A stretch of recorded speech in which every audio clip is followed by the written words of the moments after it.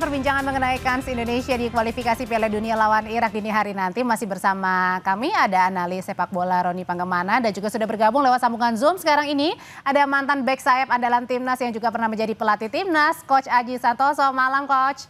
Selamat malam, Mbak. Selamat malam, Bung Ropan. Malam, Coach Aji. Sehat selalu ya. Alhamdulillah. Oke, Coach. Tadi kalau pertanyaan sebelumnya yang saya tanyakan ke Bung Ropan nih, dan Bung Ropan juga sebenarnya belum menjawab, tapi saya tanyain dulu ke Coach Aji. Coach, apakah kemudian punya peluang kita nih di menit-menit awal begitu ya, kita bisa mencetak gol malam hari ini lawan Irak atau dini hari nanti? Ya, kalau peluang itu memang semua pasti ada. Cuman menurut saya tidak mudah. Karena apa? Tadi yang disampaikan oleh Bung Ropan tadi sangat tepat sekali. Justru lawan Irak ini lebih berat daripada lawan Arab Saudi. Kenapa? Pertama, kita pertandingan pertama kita sudah tidak mendapatkan poin. Yang kedua, jangan lupa bahwa recovery kita nggak cukup gitu. Sedangkan Irak dalam kondisi yang fresh, dalam kondisi yang bugar. Ini tentunya juga menjadi kendala. Tetapi mudah-mudahan dengan semangat pemain, karena ini adalah pertandingan penentuan, mau tidak mau kita harus menang kalau ingin membuka peluang. Nah, itu tentunya saya sangat yakin pemain memiliki motivasi yang sangat tinggi. Meskipun dia harus melawan kelelahan tersebut. Karena memang recovery-nya tidak cukup ideal. Sedangkan tim Irak sangat fresh sekali, Mbak. Itu permasalahan salah satunya. Oke, tapi gimana cara sih Coach membangun mental pemain usai kalah kemarin, terus kemudian juga fisik mungkin tidak terlalu, ya maksudnya 100% prima karena waktunya yang sangat tight sekali. Dan kini harus menghadapi partai hidup mati.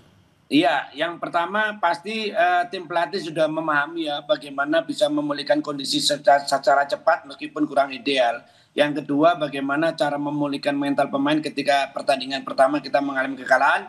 Ya, yang jelas pemain harus segera melupakan kekalahan tersebut karena kita ibaratnya sudah tidak mungkin berubah lagi, posisinya kita tetap kalah. Jadi itu dievaluasi, dilupakan dan menatap pertandingan berikutnya. Sekali lagi bahwa yang paling penting adalah untuk meningkatkan motivasi pemain. Jangan lupa bahwa mereka bertanding membawa nama Garuda Indonesia. Ini yang paling penting supaya pemain-pemain bisa termotivasi untuk segera melupakan kekalahan dan pertandingan berikutnya adalah pertandingan mati-matian. Tidak ada pilihan lain, harus kita menang. Nah, tapi kalau Coach Aji lihat sebenarnya pada saat nanti kita tanding nih, berkaca juga kepada kemarin pada saat kita lawan Arab Saudi, apa yang perlu harus dirubah? Formasikah orang-orang yang kemudian di starting 11 kemudian harus lebih pas lagi nih di awal? Kalau menurut saya mungkin ya Mbak, menurut saya kalau formasi sepertinya tidak. Kenapa? Karena yang pertama kita persiapannya mepet. Apakah ketika di Arab Saudi hanya beberapa, ketika pemain kumpul itu kalau nggak salah 2-3 hari, apakah mereka juga mempersiapkan dengan formasi 3-4-3? Menurut saya mungkin formasinya tetap, tapi komposisi pemainnya yang berbeda. Ya mungkin itu tadi mungkin seperti bek kanan ada pemain baru, gelandang pertahanan ada pemain baru, sayap kiri juga mungkin ada pemain baru. Itu mungkin karena salah satunya juga memang di pertandingan pertama pemain-pemain tersebut kurang maksimal. Yang kedua juga masalah recovery. Jadi menurut saya kemungkinan akan menggunakan formasi yang sama, tetapi komposisi pemainnya yang menurut saya ganti ya. Oke, yes, kalau dari kacamata Bung Ropan sendiri, siapa sih pemain yang bisa menjadi penentu laga di dini hari nanti? Pasti yang ada di lini serang ya. Kita berharap bahwa Oleh bisa mengubah keadaan itu semua. Karena kemarin lawan Arab Saudi dia hampir saja bisa mencetak gol. Dan mungkin melawan Irak. Karena dia kan belum pernah bermain melawan Irak. Dan Irak juga pemain-pemain belakang Irak belum tahu dengan stylenya dia bagaimana. Tapi saya berharap bahwa menjadi pembeda adalah Oleh yang bisa membuat gol. Atau Miliano yang ada di kanan. Dan juga ada Ragnar ini. Kesempatan untuk bisa mencetak gol ada di tiga pemain ini. Tapi kalau lihat berkaca dari kemarin permainan terakhir, apakah Oleh kemudian siap untuk mengisi langsung di menit-menit awal? Sudah ada konfirmasi ya bahwa dia siap, dia akan main dari awal ya untuk pertandingan hidup mati ini. Dan bagi tim kepelatihan mereka harus bisa mengembalikan kepercayaan diri pemain setelah kalah kemarin. Motivasi besar yang ditunggu yaitu bahwa Anda akan bermain hanya 90 menit. Ini terakhir, mau lanjut atau enggak, atau angkat koper pulang. Itu terus harus dipompa kepada pemain. Dan Jai Isyes kan bilang sebagai kapten bahwa belum berakhir, ini belum kiamat buat kita. Masih ada peluang, masih ada harapan. Harus bertarung ini. Kesempatan terakhir ini yang harus dimanfaatkan dengan baik. Kita butuh menang, nggak usah mau 2 gol, mau 3 gol. Menang aja judulnya. Menang dulu. Kan lawan Irak susah untuk menang lawan. Dapat poin dulu. Susah untuk mengalahkan mereka. Tapi kalau kita bisa menang 1-0, nggak 2-1, itu dulu yang kita pegang. Karena harus 2-0 dulu. Kalau 2-0 kan lebih aman. Tapi kan itu tidak mudah. bukan tidak mungkin juga Irak akan mengalahkan kita. Tapi entah itu bermain dengan 2-1, kita menang 1-0, yang penting menang, maka peluang kita setidaknya untuk keputaran kelima terbuka. Setidaknya untuk keputaran kelima. Daripada kita bermain imbang, itu berat, sulit. Oke. Gitu. Coach, ini kan ada dulu ini berposisi back sayap ya, dan kini komposisi pemain sayap di timnas itu begitu banyak. Mengapa potensinya ini seperti tidak keluar pada saat ada di lapangan, Coach? Gimana Pak? Gimana? Nggak dengar? Ya, ada dulu kan berposisi di back sayap dan juga kini komposisi pemain sayap di timnas begitu banyak sekali ya, Coach. Nah, mengapa potensinya ini sepertinya tidak keluar pada saat lawan Arab Saudi? Iya, ya memang juga Arab Saudi juga tim yang cukup bagus. Mereka juga memiliki sayap kiri, sayap kanan yang cukup cepat ya. Terbukti kemarin itu memang kita juga banyak sedikit bocornya dari sayap kiri, dari bek kiri dan bek kanan.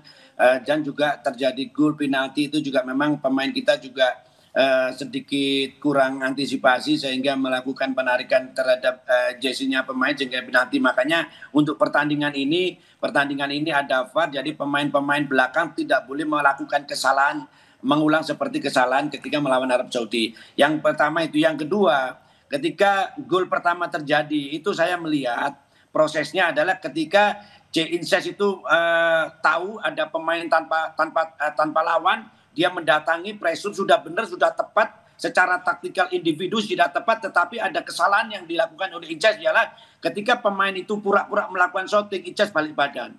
Ketika balik badan inilah ternyata bolanya tidak di-shooting, akhirnya dia bisa leluasa menendang bola dan akhirnya terjadi gol. Seharusnya kalau waktu itu Inces datang melakukan pressure terhadap pemain yang punya bola dan tidak melakukan balik badan, kemungkinan besar akan berbeda. Tetapi karena Inces balik badan, yaitu akhirnya peluang itu terjadi gol, menjadi gol. Untuk inilah kesalahan-kesalahan ini tidak boleh terjadi, melakukan kesalahan, apalagi pertandingan ini pertandingan menentukan. Sama juga dengan seorang pelatih, tidak boleh salah dalam memasang pemain, tidak boleh salah dalam melakukan taktik strategi. Dan jangan terlambat juga ya Coach ya mengganti gitu ya.